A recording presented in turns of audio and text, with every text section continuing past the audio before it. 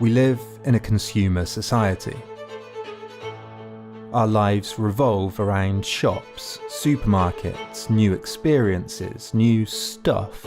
We're in the midst of one of the busiest shopping weekends of the year. Well, the notion of the conscious consumer has certainly gained traction.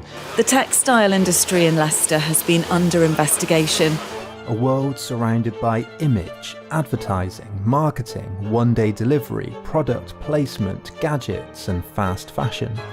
We are supposedly shallow, obsessed with the self, narcissistic and vain. Hey. Building personal castles of consumption on the foundations of things we don't really need. But is this true? In some sense, of course, we've always consumed. And while we now do consume the latest frivolous fashion and want the latest pointless gadget, we also consume meaningful things, new foods and books, travel and art. So consumerism is a broad and a vague concept. From the Latin consumer, it used to mean to use up, and was limited to things like candles, food, drink and wood, things that you would literally consume, would disappear. But it's obvious that throughout the modern period, and increasingly from the 1950s, something new has happened. A consumer revolution, maybe. Consumption expanded across the classes. It began to dominate all of our lives. At some point, we transformed into a consumer society. The consumer society is different from previous forms of consumption. We have a wider variety of goods, shops and services. We have more pervasive marketing. Everything is commercialised and exchanged. And consumerism has become not just about producing new goods, it has become a cultural phenomenon. In his classic 1993 book, Land of Desire, historian William Leach says that, quote, "The cardinal features of this culture were acquisition and consumption as the means of achieving happiness, the cult of the new, the democratization of desire, and money value as the predominant measure of all value in society." And historian Peter Stearns defines consumerism as, quote, "a society in which many people formulate their goals in life partly through acquiring goods that they clearly do not need for subsistence or for traditional display." So today, I want to explore our consumer world, that landscape of desire. What does consumerism mean? Is it even a useful concept? Is the West, are we, shallow? Does consumerism make us ill? Does it alienate us from our true selves? What does it mean to be surrounded by image, by advertising, by celebrity? Is there any possibility of ethical consumption? Is there any way out? Like the waters of a mighty ocean, people also represent a tremendous force, the understanding of which is of greatest importance to the American way of life. This force is known as consumer power.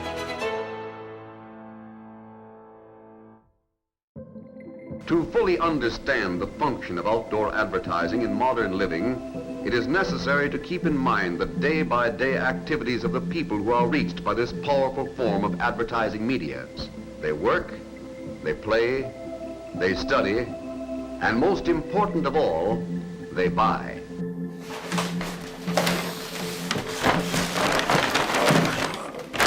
First,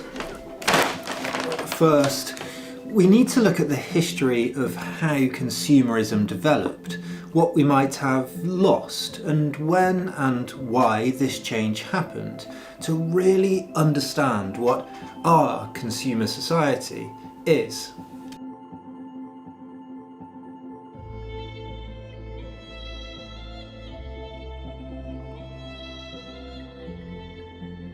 Modern consumerism, as we understand it today, began to develop in the city-states of Renaissance Italy in the 15th century. Trade between the Far East, Middle East and Europe increased, merchants became wealthier, and disposable income became more common. Artisans and shopkeepers traded in, owned and collected increasing numbers of household wares like jars, bowls, plates, cutlery and textiles like clothes or curtains. Carvings and tapestries and art became more elaborate and more widespread. But the new economics of consumption, the newfound wealth of merchants exploring the globe, developed alongside an already existing moral economy in Italy that questioned consumerism's benefits and sought to moderate its excesses.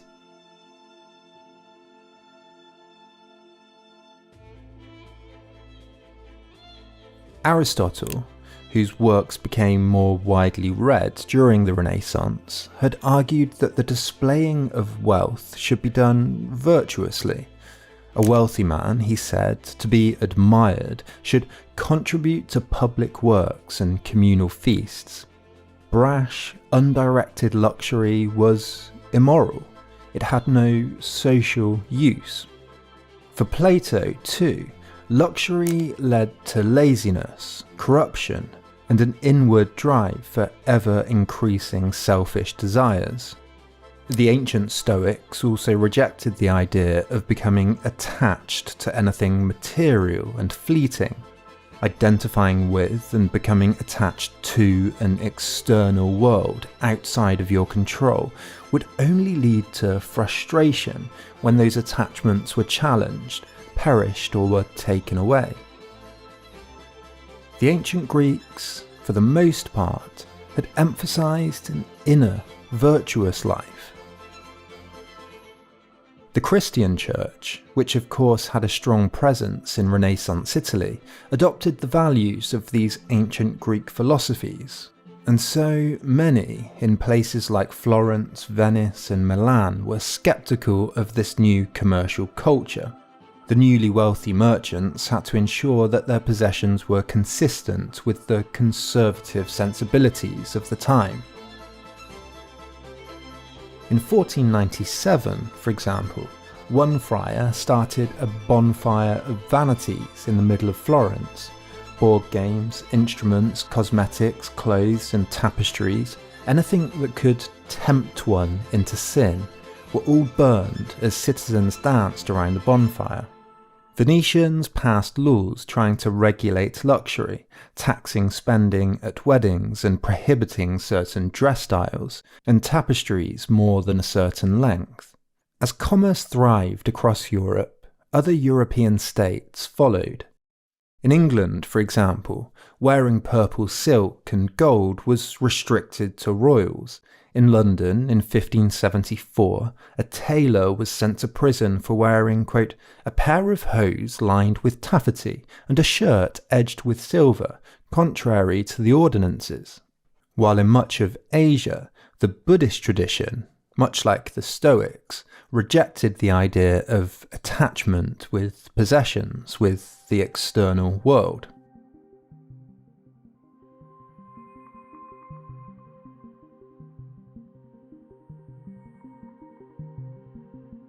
It was only in the 18th century that these attitudes began to change.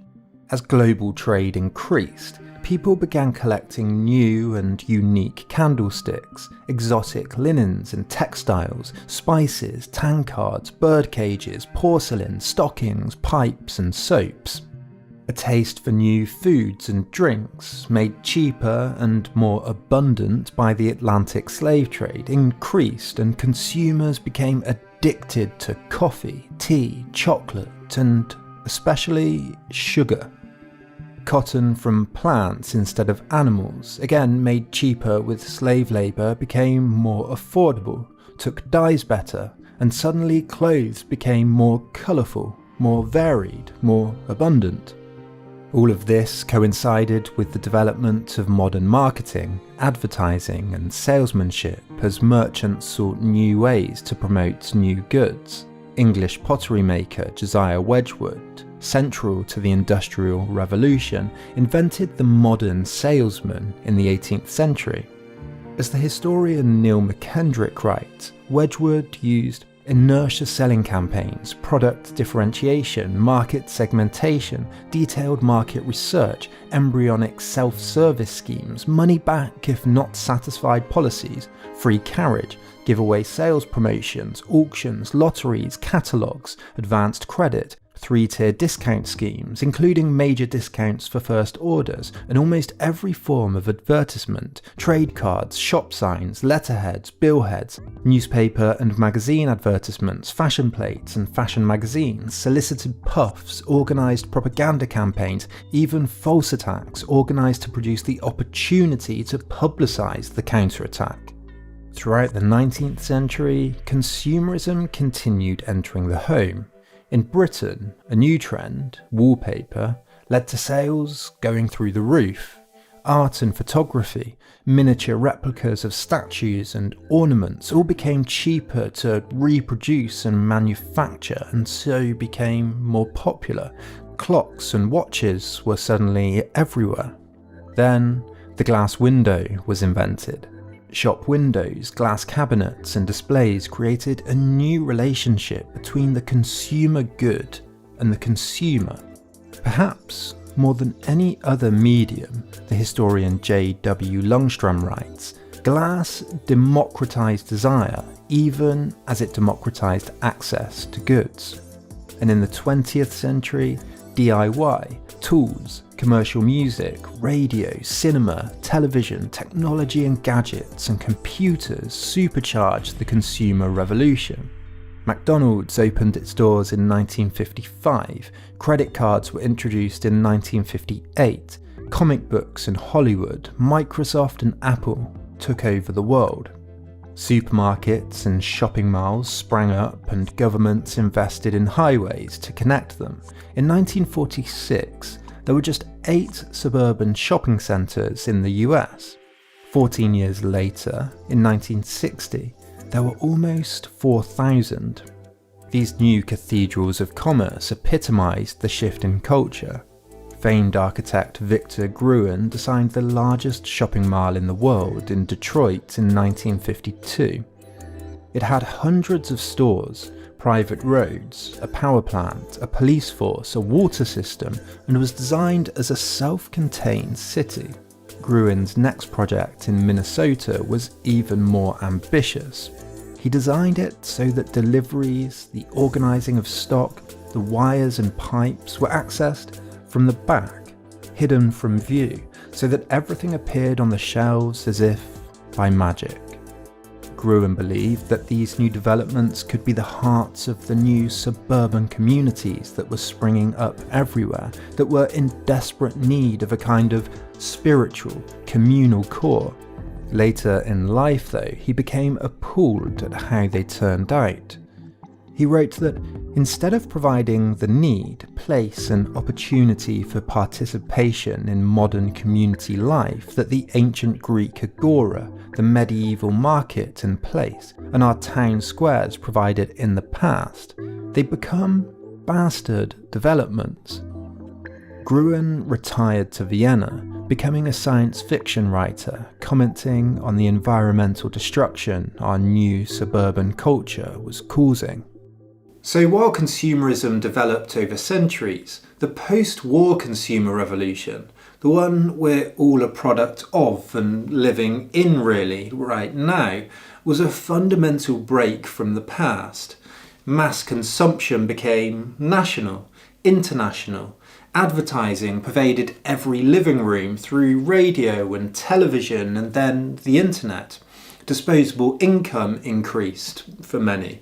Rock and roll, birth control, and then the swinging 60s made hedonism and the enjoyment of new desires respectable. But if consumerism is so broad, so vague, so far-reaching, what really does a consumer society even mean?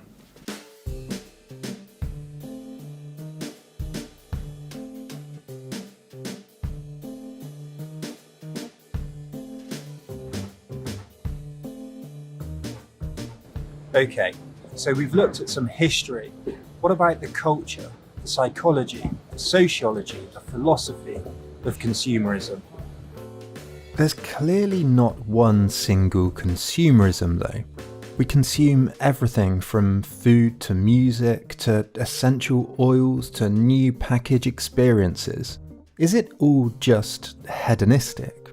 Well, no, clearly not. We consume books and audiobooks and online lectures. We consume healthy foods we don't necessarily enjoy sometimes. We use gadgets like sports watches that we don't necessarily get simple pleasure or enjoyment from. But consumerism is even more complicated than this. It's not just stuff, it's a cultural activity, a subject, a certain attitude towards the world. We have to remember that going shopping and being a consumer is a historical cultural activity that has values, norms, outlooks. It's done in different ways depending on the person, the place, the historical period. It's not just the act of purchasing and consumption, it's the perspectives, the specific activities that go with it, the marketing and the wider relationships and interactions too. Consumer groups and cooperatives and political parties and pressure groups and lobbies all developed throughout the 19th century. Consumers organised. There are book genres and discourses about shopping conscientiously. Consumer groups lobby the states for rights and consumer protections. So apart from the obvious, an increase in global trade, the Black Death played a huge role, by the way. So many died that the people that survived were better off financially and had more disposable income to go around. Apart from all of this kind of stuff, can we identify any cultural and social and psychological dynamics that might help us understand consumerism today? I think there are two that provide a good route into the psychology and the sociology. They are the production of new desires and social mimicry.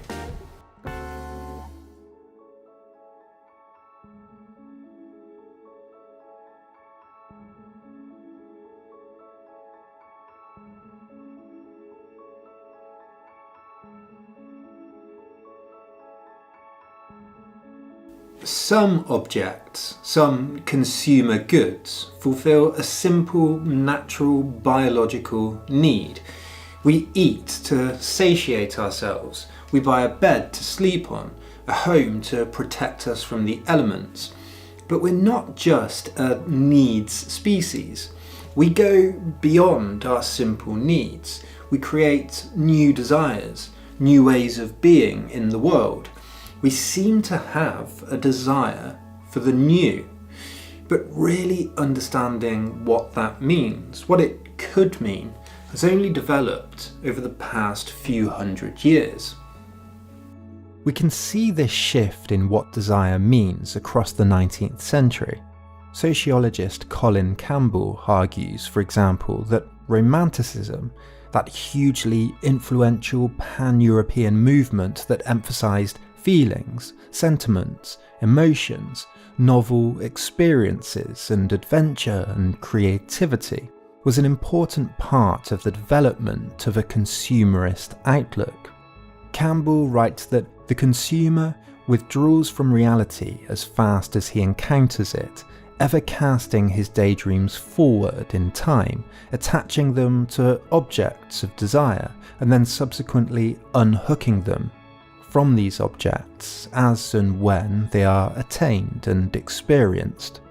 As modernity developed and we were unshackled from the circularity of traditional life, of the same routines every day, every month, every year, we began to want to collect something new, experiences. Oscar Wilde satirised this idea of new experiences in his 1891 The Picture of Dorian Gray. Gray exchanges his soul for everlasting youth so that he can live endlessly as a hedonist. Rachel Balby writes that Gray exchanges his moral self for the unbound liberty of the new hedonist. There's no limit to the number of personalities he can adopt, to the experiences he can try. The modern world created adventurers, explorers, dandies and flaneurs, moving through the streets, through the countryside, moving through the world, just to collate and to understand the new. Already in 1655, philosopher and scientist Robert Boyle had written that while other creatures were content with easily attainable necessaries, humans had a multiplicity of desires and greedy appetites.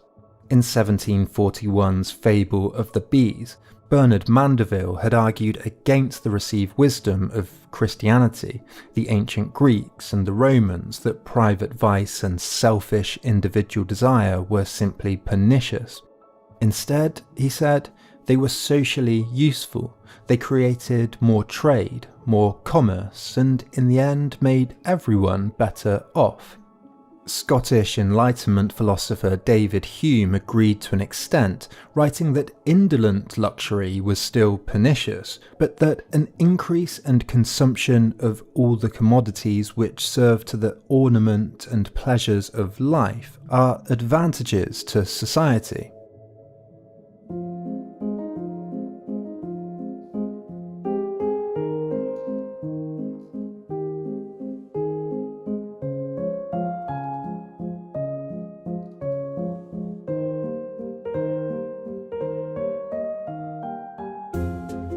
When Wilde was writing in the 19th century, Paris was becoming an international hotspot for new department stores, placing a universe of exotic goods on display. In his book The Lady's Paradise, author Émile Zola wrote about the allure of the new stores. He called them altars, a miracle, a machine, and that mad desires were driving all the women crazy. Other Parisians and critics talked about a new type of person, the flaneur, the everyday person strolling aimlessly around the Parisian arcades, just taking it all in, experiencing as much as possible. And at the beginning of the 20th century, as Henry Ford popularised a new method of standardised mass production, capitalists and then advertising executives on Madison Avenue wondered how new desires could be maintained, created from thin air. The father of public relations and Freud's nephew, Edward Bernays, wrote that mass production is profitable only if its rhythm can be maintained. Business cannot afford to wait until the public asks for its product. It must maintain constant touch through advertising and propaganda to ensure itself the continuous demand which alone will make its costly plans profitable. Freud himself became central to the new advertising industry. Ad men drew on his theories of sexual desire, oral gratification, and the pleasure principle to sell new brands, new products. The psychologist and marketer Ernest Dichter famously recommended to his colleagues, "Don't sell shoes, sell lovely feet."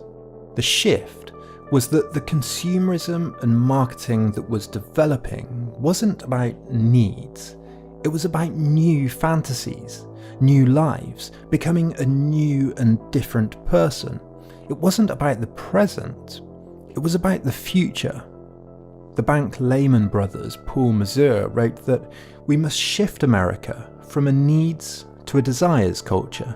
People must be trained to desire, to want new things even before the old had been entirely consumed. We must shape a new mentality in America. Man's desires must overshadow his needs. Some of these new desires, new dreams, new visions were practical. The washing machine freeing up some of the housewife's time, the automobile, the typewriter, but others were criticised as luxuries, sports cars and endless new fashions. Retail analyst Victor Laval wrote in 1955, "Our enormously productive economy demands that we make consumption our way of life, that we convert the buying and use of goods into rituals, that we seek our spiritual satisfaction, our ego satisfaction in consumption. We need things consumed, burned up, replaced and discarded at an ever-accelerating rate." The landscape of desire was where production, consumption, marketing, advertising, and the individual met. As the philosopher Jean Baudrillard, who we'll come back to shortly, points out in his classic The Consumer Society, heroes of production, colonizers, explorers, founders, industrialists, soon gave way to heroes of consumption, celebrities, gilded princes and sports stars, notable figures that wore the latest designs and drove the flashiest cars.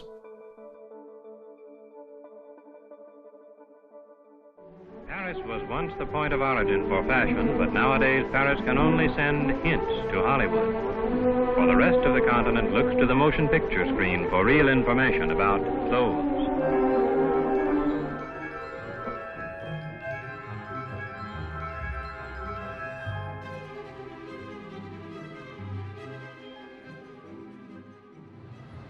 But we don't just consume alone.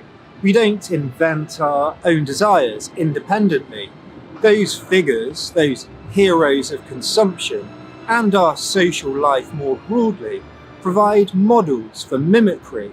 We're an inherently social species.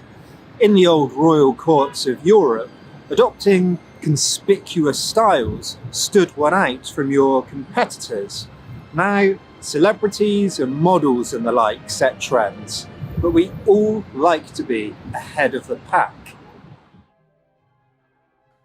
In 1899, the sociologist Thorstein Veblen coined the term conspicuous consumption to describe the upper-class phenomenon of buying, displaying and wearing luxury goods to distinguish themselves from their peers. In 1950, the economist Harvey Liebenstein adapted the idea of conspicuous consumption. He noted how not only did the wealthy adopt new styles to set themselves apart, but that the middle classes then copied them to try and display social status themselves. He called it the bandwagon effect. The Veblen effect, as it's come to be known, means that the acquiring of consumer goods is not just about use, utility, beauty, boredom or innovation, but about status. The value of the good is not just determined by its usefulness, but by the social value of displaying it. But this idea of status is not even simply a surface phenomenon. Being in the know is about having the right knowledge, the right know-how, knowing the direction of the wind and trends. It's all necessary for being accepted in the correct circles, whether that's about class or about being a fashion designer or a tech entrepreneur. Even science has fashionable trends to consume. As the sociologist Roberta Sassatelli writes, there is the knowledge, gastronomical or social, that derives from having eaten out, tasted this or that dish, having used a given type of cutlery, and having managed well the phases of the meal, that is tasting, commenting on the dishes, chatting and exchanging information. This act of social mimicry functions in a strange way, almost as if it's an engine. Often, once the vulgar, lesser, lower classes begin to adopt a certain style, then it no longer distinguishes the upper classes who brought into it as a fashion and used it to distinguish themselves as unique, as special. And so trends keep revolving as new trendsetters turn away from the crowd and adopt new styles.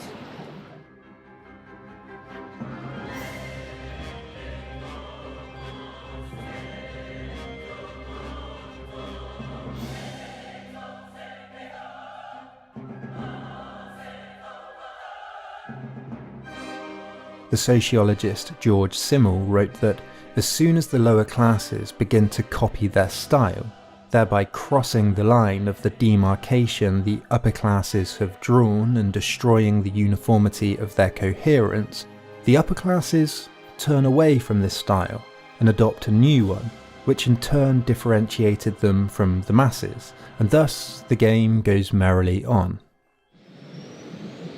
Baudrillard argued that in the post-war consumer society, not only is there conspicuous consumption, but a fantastic conspicuousness.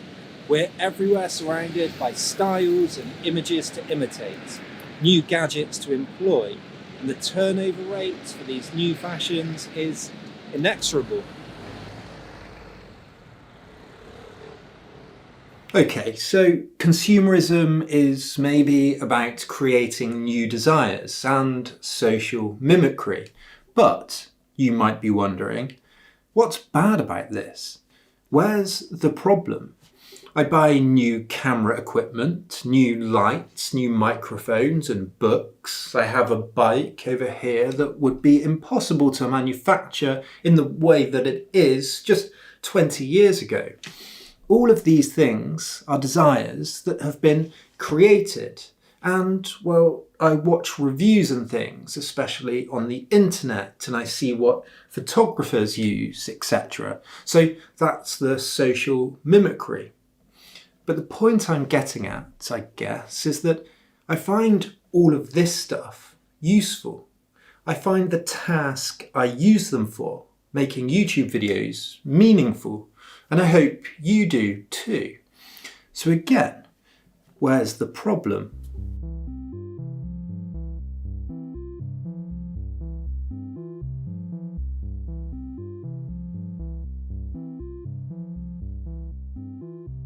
We can categorise the problems critics have identified into two parts. One is quite simple. It's that consumption per se isn't necessarily bad, but its side effects, its unintended consequences, certain types of consumption are. These are things like addiction, environmental degradation, exploitative labour practices, offshoring, and so on. I'll return to these issues shortly, but the other problem critics have identified is more philosophical, more sociological and psychological. It's that consumerism affects us in our very psyches, that we have a modern consumer mentality, and it's out of joint. One touchstone for this type of critique is the economist Kenneth Galbraith's The Affluent Society, published in 1958. Galbraith argued that now the very basic needs of most Americans had been met, supposedly, new demands had to be created artificially. Growth required consumption, and so it was the job of capitalists to be endlessly creating new desires to keep people running circuitously around the hamster wheel. He argued that our post-war society was one addicted to consumption at the expense of social and political problems. In a consumer society, dominated by industry, growth is the central goal. There is, he says, an inherently unstable process of consumer debt creation as people borrowed more and more on credit cards. The focus as well on private goods produced, in his influential phrase, private opulence and public squalor, as more people became hedonistic and neglected their communities, civic societies and environments. He described people driving their mauve and cerise air-conditioned, power-steered and power-braked automobile through badly paved streets to have picnics of exquisitely packaged food from a portable icebox by a polluted stream. Because we become so focused on consumption, other values become marginalised. We can understand this as a critique in the tradition of what's often been called alienation. Karl Marx had argued that capitalism alienates us from our true species being, that we fetishize commodities because of their monetary exchange value, which covers up the social processes that went into the manufacture of the product.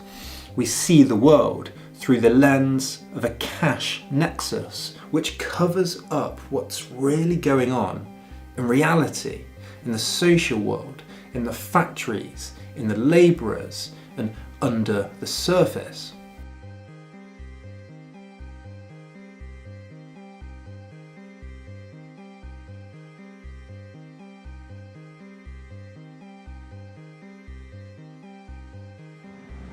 Arguments about and definitions of alienation have taken many forms, but its most accessible, popular understanding is that we buy stuff we don't need, sold by adverts we don't really want to see, that make us desirous of things we don't need to desire, in an addictive society that distorts and discounts our true needs.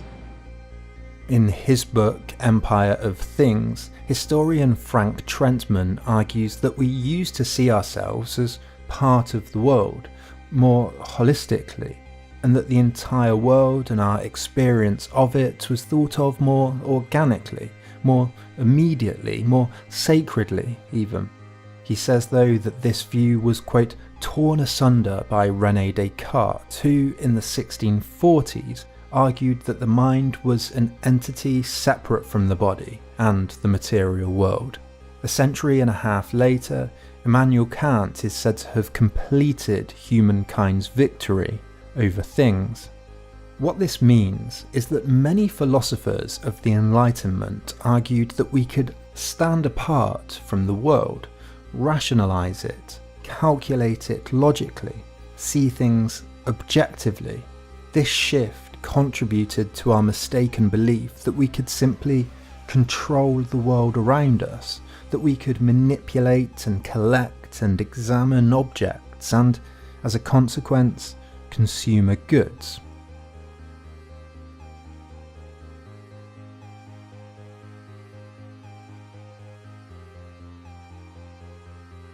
Of course, we know this is a mistake. Things have an effect on us. The world around us has an effect on us. No matter how much we try to be the owner of our stuff, in many ways, becomes the owner of us. Our things determine what we think, how we perceive ourselves, what we do. They can turn us into addicts, they can frustrate us, they can lead us down routes that aren't good for us without us even knowing it. That's the alienation argument, that we're a sick society. Marx had called religion an opiate of the masses. It kept people docile, easily controlled, under the thumb of their rulers, distracted from the real problems around them. Now, many have argued, consumerism has taken on that mantle, becoming the opiate of the masses. The English novelist J.B. Priestley bemoaned in the middle of the 20th century that Britain was becoming like, quote, Southern California, with its TV and film studios, automobile way of life. You can eat and drink, watch films, make love without ever getting out of your car. It's flavourless cosmopolitanism and bogus religions. Or take this quote from Frankman's Empire of Things on a cinema goer from the 1920s. One young British woman, a shorthand typist who went to the pictures 4 times a week, found that seeing marvellous places like New York and California on the screen left her miserable and unhappy sitting in my stuffy little office all day with nobody to talk to but myself, and to go home to a house that should have been knocked down 5 years ago. These quotes suggest that what we're surrounded by is somehow wrong, that we're subjected to and forced to absorb and embody great images of desires that we don't have but others, mysterious others, often out of reach, often manipulated and polished to sell more adverts on screens, do. The images, though, they aren't real. They're not representative of reality. They have no depth.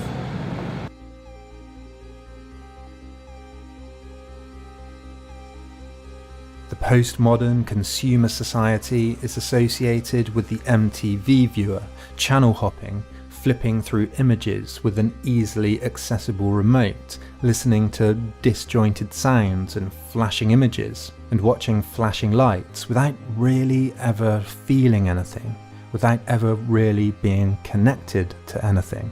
The viewer, in sociologist Mike Featherstone's words, merely enjoys the multi-phrenic intensities and sensations of the surface of the images. It's all connected, because flipping through MTV works through the same logic as fast fashion and gadgets with built-in obsolescence. It's all fleeting. Nothing lasts. Quality diminishes. It's designed so that you consume it quickly and move on to the next thing. This is a common critique of a postmodern culture that some say underpins our consumer culture. If you look at art, literature and film, they jump around stylistically, dotting about the surface, easily consumable.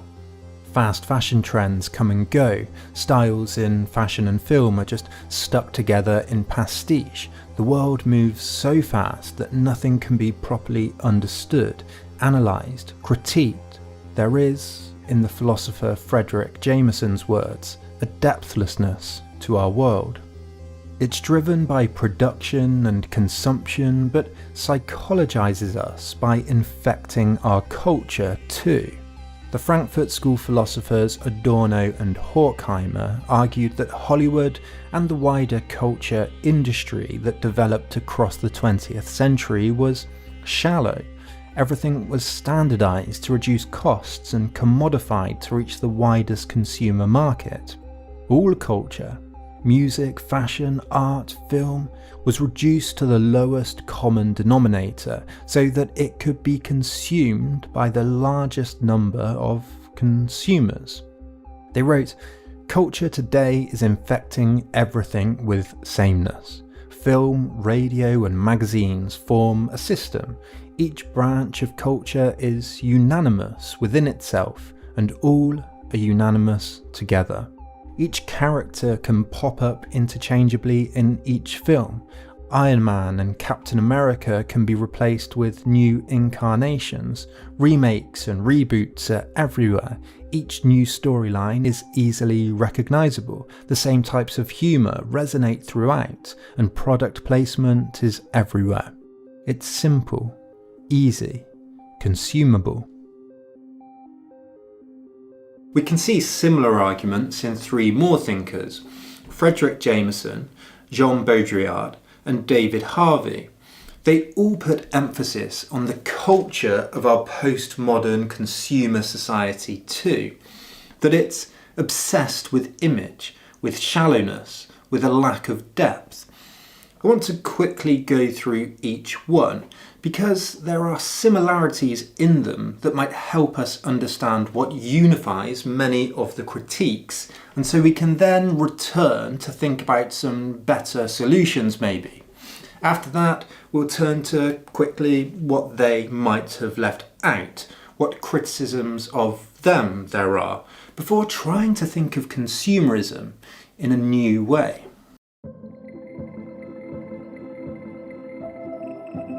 Jean Baudrillard published The Consumer Society in 1970. I love this quote that really encapsulates the FOMO of consumerism and how forward-looking Baudrillard really was. He wrote that consumerism came with a revival of a universal curiosity in respect of cooking, culture, science, religion, sexuality, etc. "Try Jesus" runs an American slogan. You have to try everything, for consumerist man is haunted by the fear of missing something, some form of enjoyment or other. You never know whether a particular encounter, a particular experience, Christmas in the Canaries, eel in whiskey, the Prado, LSD, Japanese-style lovemaking, will not elicit some sensation.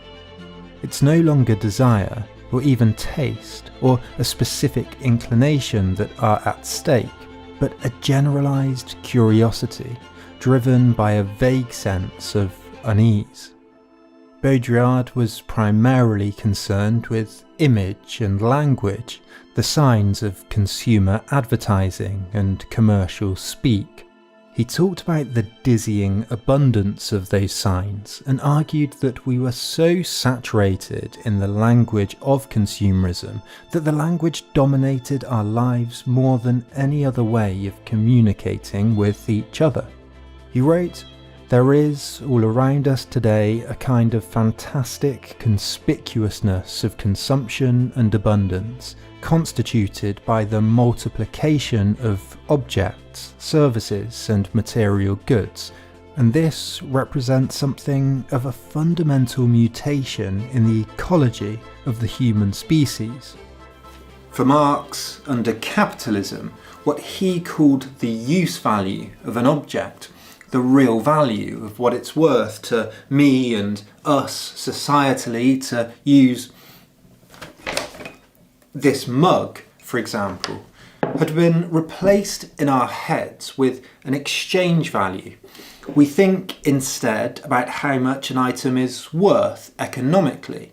For example, someone might like this mug because it cost a lot of money and has diamonds implanted in the rim, not because they like it aesthetically or think it's the perfect size. Fetishizing commodities in this way also hides the social labour, the real work, the real lives that went into making the object. We simply think in market terms. On top of use value and exchange value, Baudrillard added a third value, sign value. We value things not by how useful they are, or even how much we can get for them economically, but what they signify to others socially. I might like this mug, for example, because it's a fashionable Ted Baker mug, and that confers some kind of social status. It's all logos. He argued that this sign value was like a hidden language that we all unconsciously speak. We live in a network of brand names, consumer images, movie stars with new shoes, and social status that depends largely on where we live, what we own, what our position is at work, and what we wear. And all of these things have a direct effect on what we value, what we desire, and what these things say about us to others. Baudrillard called this network a code, and he said that we were more concerned with the code than we were with reality, the real. He sees this consumer code as being like a language that speaks to all of us. We don't desire new things at random. Desires must be created, coded. They must fit into a system of fantasy. New goods must somehow be inserted into the existing order of consumption. Our desires aren't just biological, personal, individual, or based on use value, usefulness, or exchange value, that this is a gold-plated mug and so it will be worth more, but are socially constructed too. We are coded to desire socially, depending on others, depending on our social context, and this affects us. This determines how and what we think. Our needs aren't rational, nor are they even about maximising utility. Social power rules. We are socialised, culturalised, consumerised by an abundance of messages, flashing lights, screens and magazines.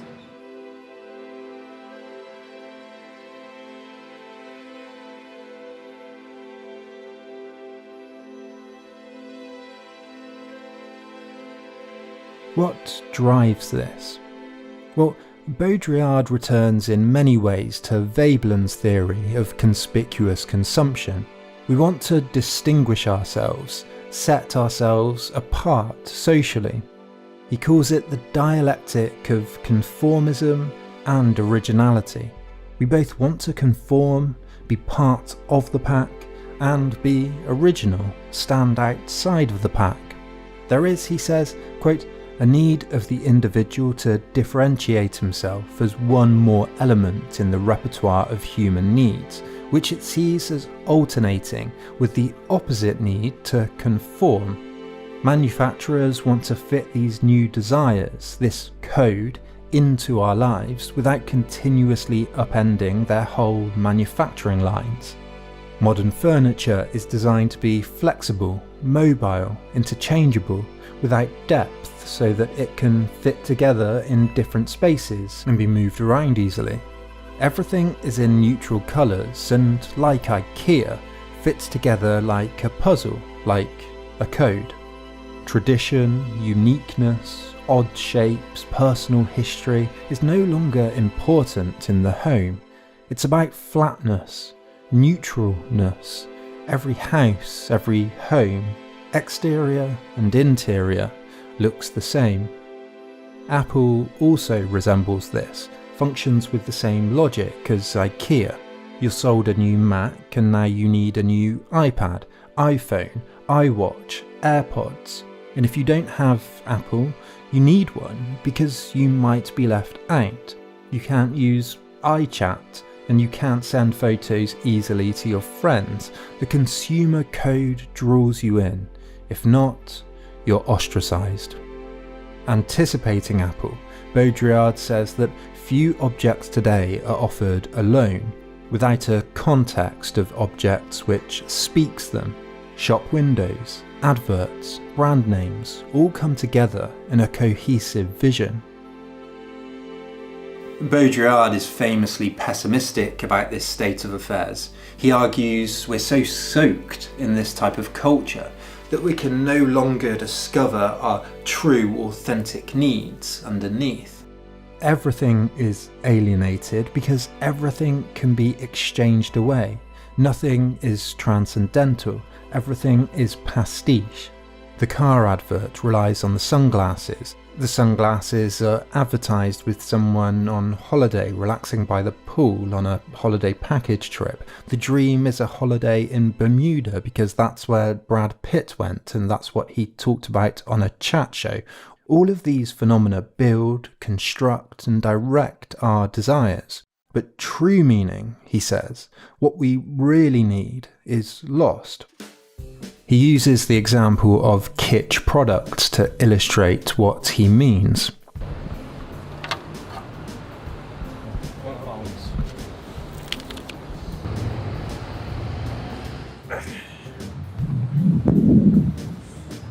Kitsch goods are everywhere. They're trashy objects, folksy knickknacks, souvenirs, he says.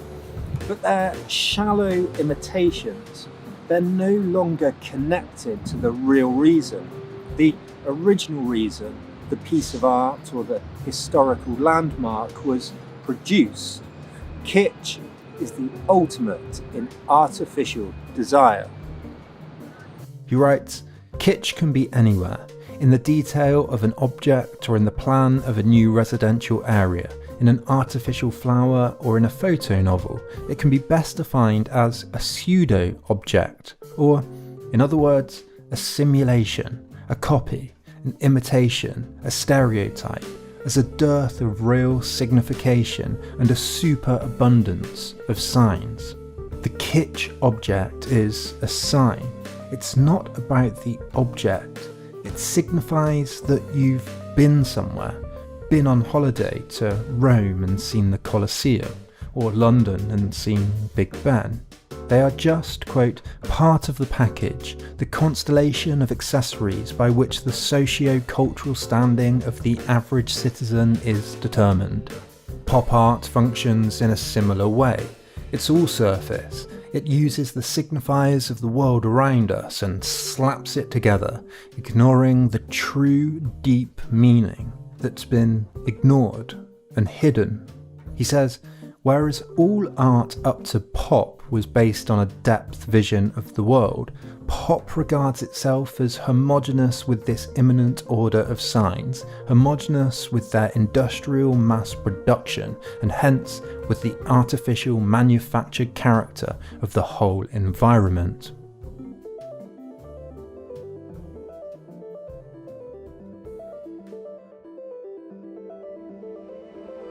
We see a similar critique of the shallowness of our postmodern landscape in the American philosopher Fredric Jameson.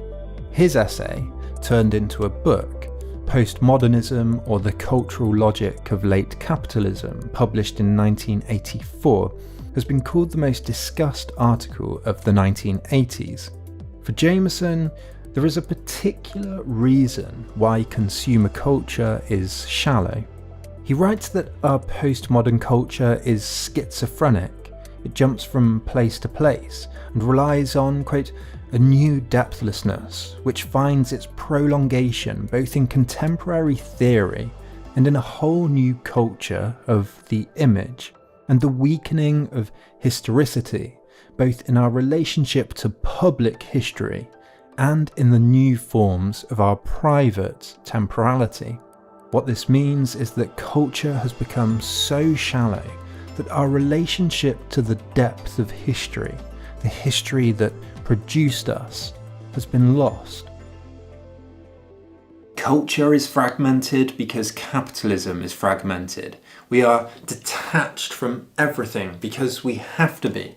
Styles change, trends change, conditions change, jobs change, information changes quicker than we can ever keep up. And so we're psychologically schizophrenic, frantically trying to keep up. Jameson famously compares Van Gogh's A Pair of Boots from 1887, a modernist painting, with Andy Warhol's postmodern 1980 diamond dust shoes. He argues that Van Gogh's shoes are connected to a real world. He says, the whole missing object world, which was once the shoe's lived context, the heavy tread of the peasant woman, the loneliness of the field path, the hut in the clearing, the worn and broken instruments of labour in the furrows and at the hearth. But now, on the other hand, quote, Andy Warhol's diamond dust shoes evidently no longer speaks to us with any of the immediacy of Van Gogh's footgear. Indeed, I'm tempted to say that it does not really speak to us at all. Nothing in this painting organises even a minimal place for the viewer. We're witnessing the emergence of a new kind of flatness or depthlessness, a new kind of superficiality. He says that the same process is visible in our broad, popular cultural understanding of the Vietnam War. It's shaped not by reality, not by real history, real politics or real understanding, but by Hollywood films, protest music, flashy television news. Like Warhol's shoes, it's disconnected, more imaginary than real.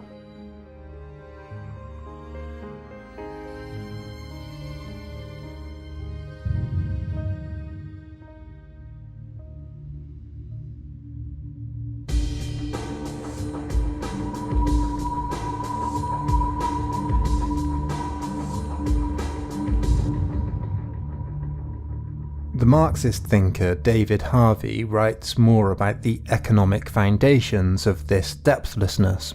If you study the supply chains of any fast fashion company, any tech company, in fact, the majority of consumer goods, you'll find that the manufacturing process is fractured, outsourced, subcontracted, divided into small parts and separate companies across the globe. A button made here, a screen there, a screw in one place and a thread in another. For Harvey and Jameson, these facts of material production, what's going on underneath, how the economy is structured, is the reason the culture that results from it is so shallow. It doesn't have time to be anything but, and is constantly pushing for new trends. By the time a story, a news item, a television show, a piece of art, or even a topic of discussion is produced, the world is moving on, manufacturing new product lines in new places based on new ideas. Harvey sees our postmodern consumer society as a result of the shift from Fordism, vertically integrated factories, all owned and controlled by a single company, overseeing each part of the process, to what he calls flexible accumulation. Flexible accumulation is defined by outsourcing and subcontracting to break up the process into smaller bits, offsetting risks, making smaller companies compete with one another for contracts so as to get the lowest price, being able to drop a manufacturer and hire a new one as soon as needed when a style or trend changes. This leads to a fractured and segmented economic system across the globe, and a fractured and segmented culture as a result. New communications technologies, GPS, data centers, the internet, electronic banking, etc. add to the speed and the flexibility of the system, the rate at which things can change. Harvey writes that the mobilization of fashion in mass as opposed to elite markets provided a means to accelerate the pace of consumption not only in clothing, ornament and decoration, but also across a wide swath of lifestyles and recreational activities, leisure and sporting habits, pop music styles, video and children's games, and the like.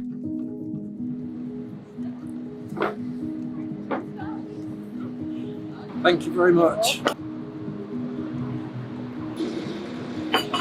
And so lifestyles are adopted and discarded at the same rates as new trends. Nothing is around long enough to be examined, understood or identified with any depth. We become detached, postmodern, lost. Fashion trends are adopted, mimicked, stolen and ripped off. Fads and countercultures are co-opted, profited from, then discarded. All that's solid melts into air, as Marx wrote. Everything is disposable, single use. Napkins, cups, cameras, batteries and pens are used up and thrown away. Because everything is fast, a quick turnover in images follows. Sponsorship, television styles, new cars, new styles in cinema and literature, new memes and new celebrities. Harvey illustrates how this shift between integrated Fordist factories and global flexible accumulation has affected our culture with the proliferation of art galleries. He says that in New York in 1945, there were just a handful of galleries. Now, 150,000 artists in New York claim professional status, and there are more than 700 galleries, producing more than 15 million artworks across a decade. And they're all bound up in the production of new images that can be exchanged and co-opted by our consumer culture, which ultimately is about manufacturing and moving things on as quickly as possible. The problem, he says, is capital flight, deindustrialization of some regions and the industrialization of others, the destruction of traditional working class communities as power bases in class struggle.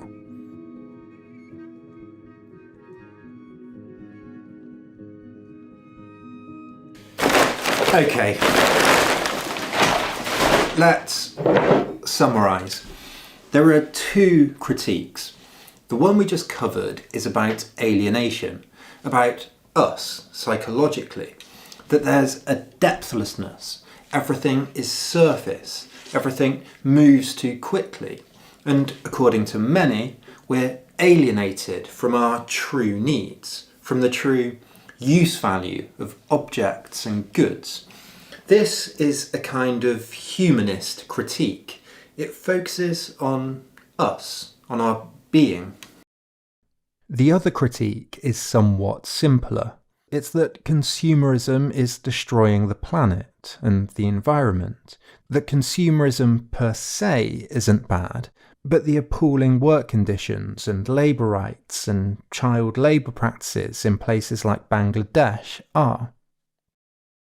I want to argue now that both can be seen as a type of depthlessness, and asking the question, what's the opposite of depthlessness? What is depth? What could depth mean? might help point us in the right direction. The humanist problem, the problem essentially of alienation, has been criticised by people who say, alienation from what? Is there really any true, authentic self to be alienated from? Aren't we all just the product of self-creation, an assemblage of experiences differing from person to person, place to place? This is Douglas Kellner's critique of Baudrillard, that he says we're surrounded by image and sign and a hyper-reality that alienates us from the real existence, the real true being of everyday traditional life. But he posits no real way out, no theory of change. And if consumerism alienates us, but there is no true self anyway, on what basis can it be wrong?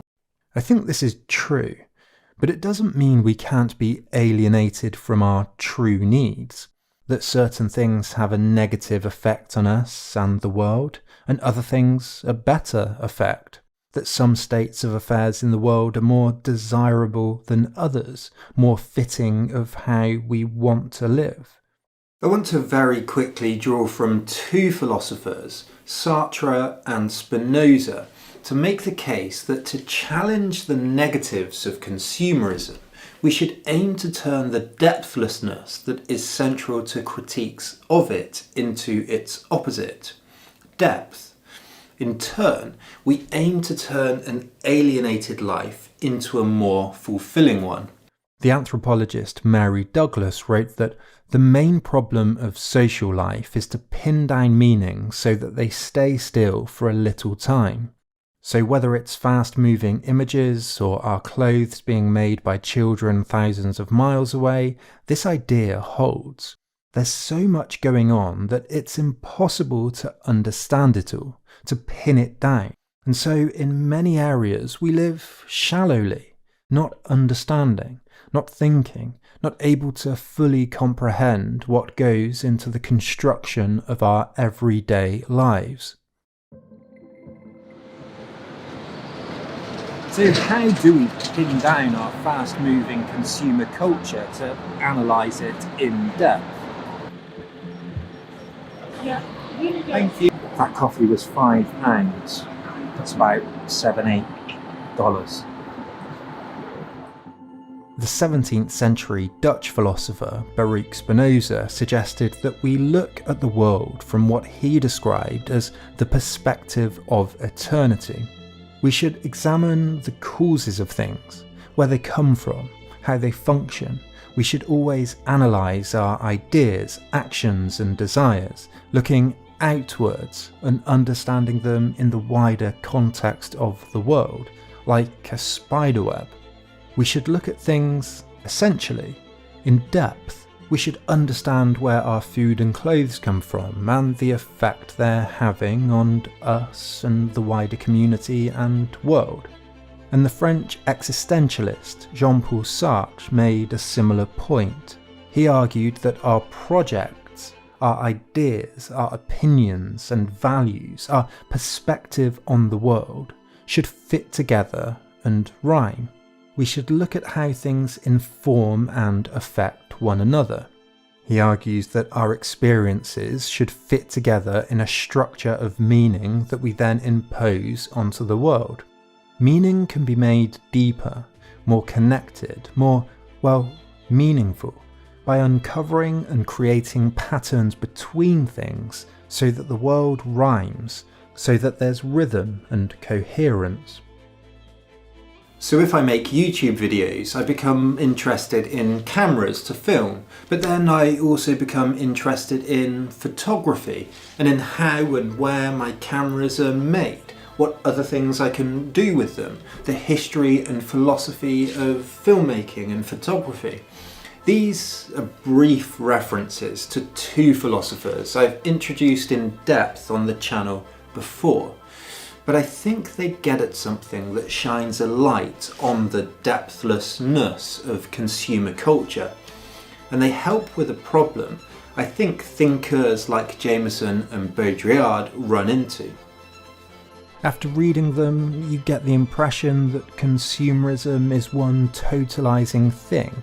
Everything gets lumped in with it, everything is just consumed negatively, and that all images and adverts and consumer goods are equally negative and equally alienating.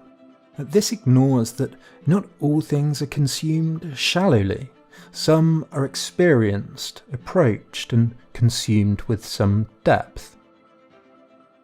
I buy new cameras and microphones, books, a drone, clothes, new food, seek new recipes, go on holidays, precisely because they bring me the opposite of depthlessness.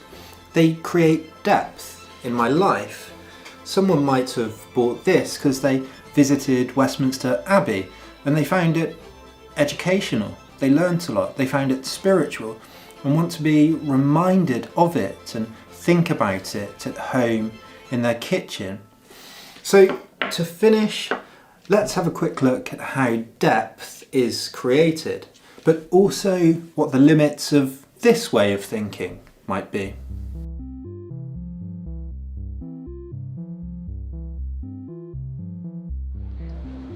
Sassatelli argues that often, rather than simply consuming brainlessly, consumers are active in the act of consumption.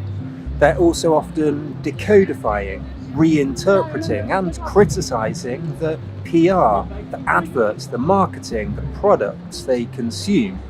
We're not just zombies taken in by every advertising board we see. She writes that consumption often consists in reframing the meaning and uses of material culture by translating the purely commercial value of goods into other forms of value. Affection, relationships, symbolism, status, normality, etc. She continues, saying that recent studies of audiences and media consumption show that spectators actively decodify messages and images, referring them to the context in which they are experienced, to their own social position, gender, life course, and so on. Take DIY. Yes, new tools and paints and furniture are advertised and sold to us, but they're often decommodified, made personal, adapted and decorated and fixed and things, and adorned with family photos or meaningful items in the home. This becomes a kind of decommoditized sphere, a personal sphere between family, between friends, at events and online. We use musical instruments to create new, individual, unique music. We paint and produce art and discuss and trade second-hand items on social media. We fill up photo books with personal memories. We give gifts. All of these things transcend the flatness of consumerism and bring in more personal, social, ethical, or transcendental ideals. In 1970, Baudrillard pointed to the typewriter that can write in 13 different fonts and a diction machine to record notes as examples of pointless gadgets. To me though, these seem useful. I use different fonts to convey different ideas or emotional tone quickly and effectively. It's another layer to language, and others find recording to remember important things easier than jotting them down. Sassatelli also points to how the Walkman was criticised when it was first released for representing alienation, anomie, and atomization, despite listening to music on the go clearly being representative of many other things: escape, heightened experience, resistance, creativity, energy. She also writes about the positive experience of connoisseurship, of collectibles and hobbies. She says, the pervasive allure of connoisseurship may be seen as having to do with mastering objects and demonstrating aestheticized detachment from them. By piling up a complex repertoire of knowledge, the connoisseur finds a way to get close to commodities while distancing him or herself from their immediate hold.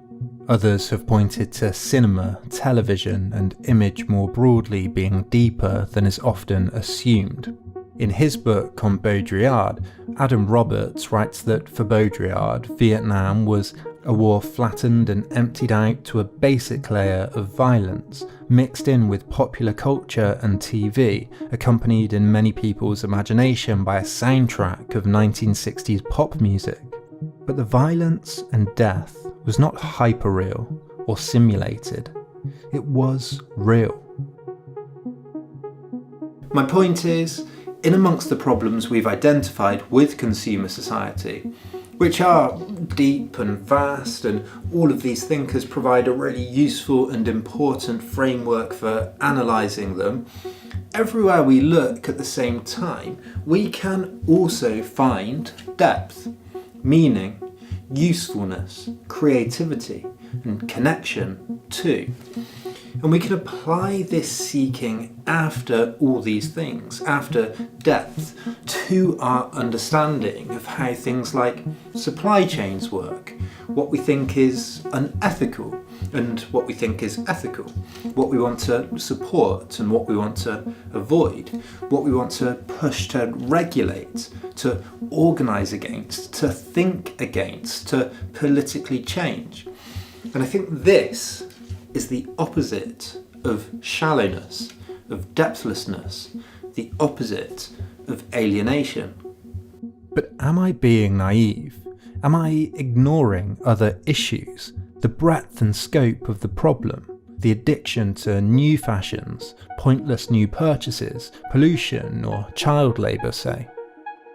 I guess, at least in part, what I'm arguing is that if you look at the consequences of your purchases in depth, if you think about the message, the result, the meaning in your own and in others' lives, then you can become a kind of ethical consumer. But is this really true? Even as the term ethical consumption has become more popular, as we've become increasingly aware of the pitfalls of fast fashion and the environmental degradation of consumption, bottled water sales, to take just one simple example, have continued to rise and are projected to do so almost indefinitely. Palm oil, a major cause of deforestation, is still in half of packaged products. Fast fashion companies continue to pay below the minimum wage, even in so-called developed Western countries. Garment factories continue to burn down, and scientists still warn against climate change to deaf ears. But working out whether more conscious consumerism works at all is difficult to do. On the one hand, we continue to outsource to places like Bangladesh and see these tragedies that are the result of poor health and safety, terrible regulations and labour practices. But at the same time, the ILO, the International Labour Organization, says that child labour is down by a third since 2000, and 61% of fashion companies have committed to using sustainable fabrics. That is, when there's cultural pressure on manufacturers, on what we eat and wear, then there does appear to be some change. On the other hand, Northwestern University professor Braden King has argued that boycotts have a negligible effect on a company's sales revenue.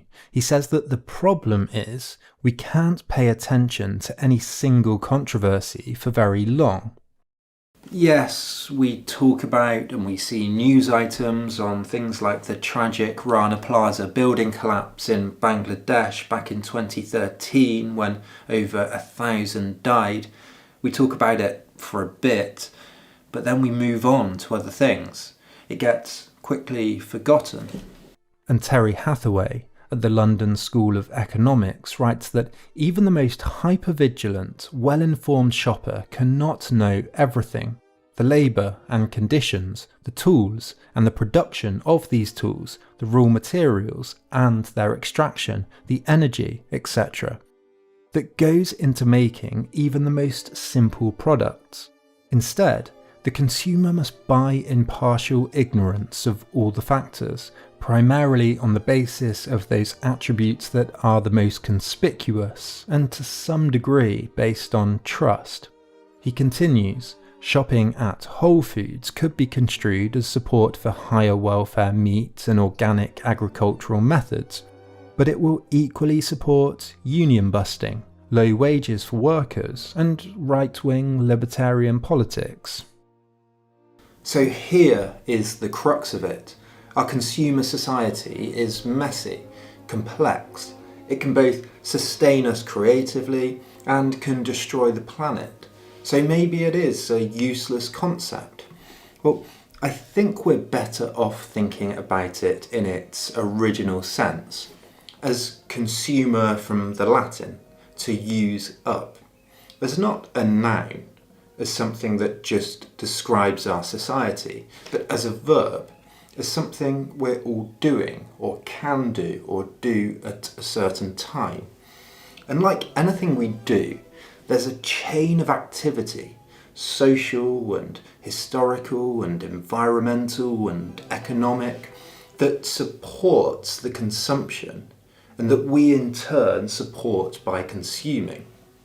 Only by studying the understanding of issues like this in depth can we grapple with these problems, thinking about regulation, changing the economic system, organising politically. It's all a part of understanding these things in depth.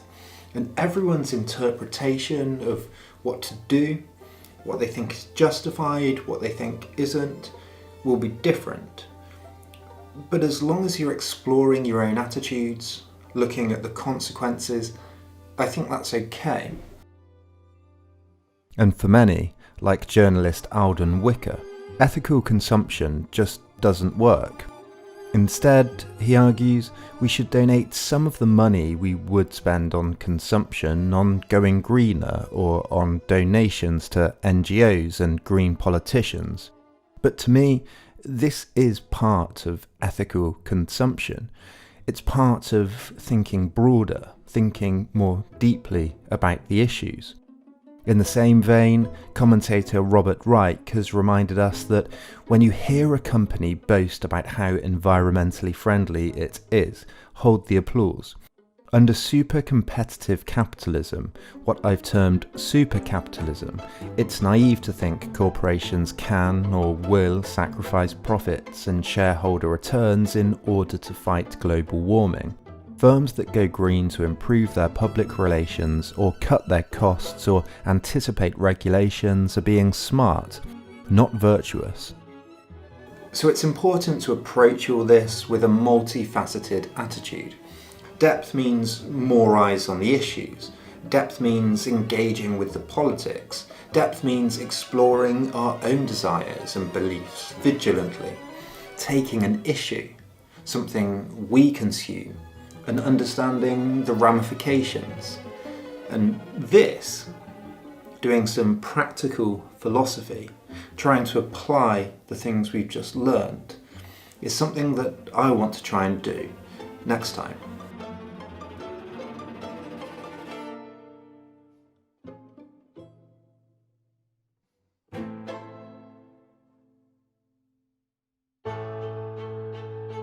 Thank you as always for watching, and a huge thanks of course, as always, to my Patreons, without which this just wouldn't be possible. So if you want to see scripts, if you want to chat in the Discord server, if you want your name in the credits, but most of all, if you just want to help support make this content, then click the link in the description below. If not, you can like, you can share, you can leave a comment, all those things that help the algorithm. Thank you so much, and I'll see you next time.